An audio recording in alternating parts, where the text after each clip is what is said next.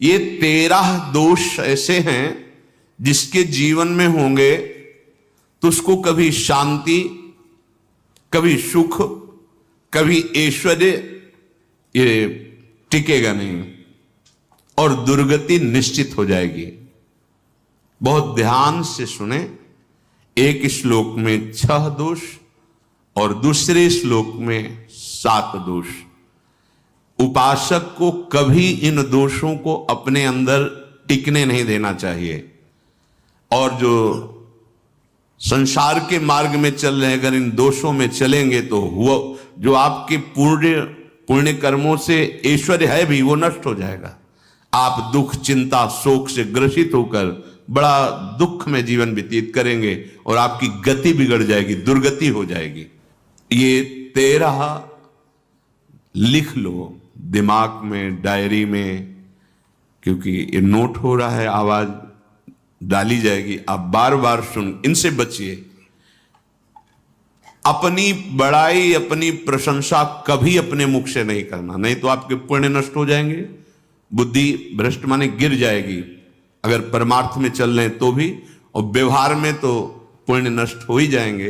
बुद्धि गिरी हुई तभी ऐसी बात होती है। और यह दोष बहुतायत है, ये बहुत प्रभावशाली है। अपनी बड़ाई मारना, इसको देख लो, पकड़ो, सत्संग है। अपने मुख से कभी अपनी बड़ाई ना करना। अगर कोई अपने मुख से अपनी बड़ाई करता है तो उसके सुकृत नष्ट हो जाते हैं, बुद्धि भ्रष्ट माने गिर जाती, पतित हो जाती है, फिर निर्णय ठीक नहीं। अगर हमारा सारथी, हमारा ड्राइवर मूढ़ हो तो कहीं भी हमको गिरा देगा, तो वो बुद्धि भ्रष्ट मतलब गिर जाती है, निर्णय करने लायक नहीं रहती। अपनी प्रशंसा अपने मुख से करना।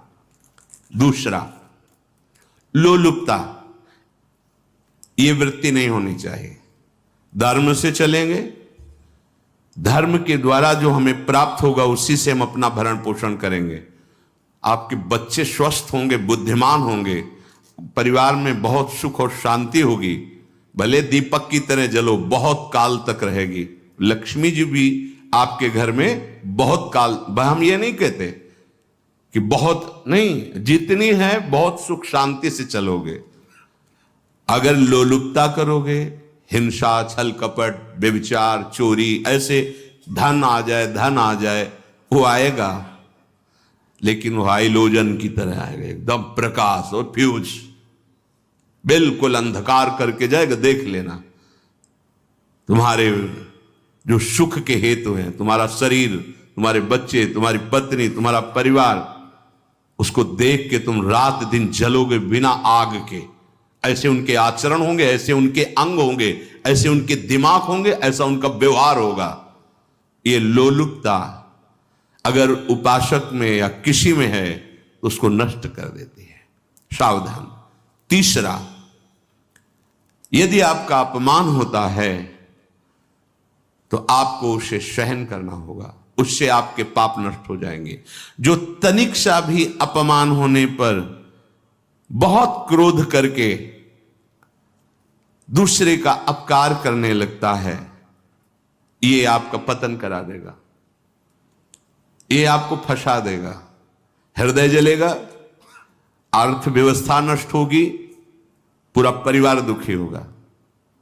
जरा सा अपमान की संभावना में आप किसी से भी भिड़ गए, किसी से भी, वो ये प्रवृत्ति आपका पतन कर देगी। और अगर आप सह गए तो आपका सहना उसके लिए आग बन जाएगा। उमा क्षमा साप होते भारी, तुम्हें दंड देने की जरूरत नहीं, उसका एक कर्म ही उसे दंड दे देगा। आप शांत हो जाइए, आप सत्संगी हैं, आप शांत रहिए। चौथा, निरंतर क्रोध और उसका चिंतन। बैठे बैठे बस द्वेषियों का चिंतन ही हो रहा है, अंदर क्रोध का चिंतन और द्वेषियों का चिंतन ही हो रहा है। द्वेष भरी बातें, द्वेष भरे क्रियाएं, उन्हीं का चिंतन करके जलते रहना क्रोध से। उपासक को तो क्रोध करना ही नहीं चाहिए, बहुत शांत। ठीक है, अभ्यास में कभी क्रोध हो सकता है, उसको फिर समन करो, अंदर से प्रायश्चित, जैसा कि अब गलती हुई, आगे नहीं करेंगे। और व्यवहार में भी क्रोध को आप पीना सीखें।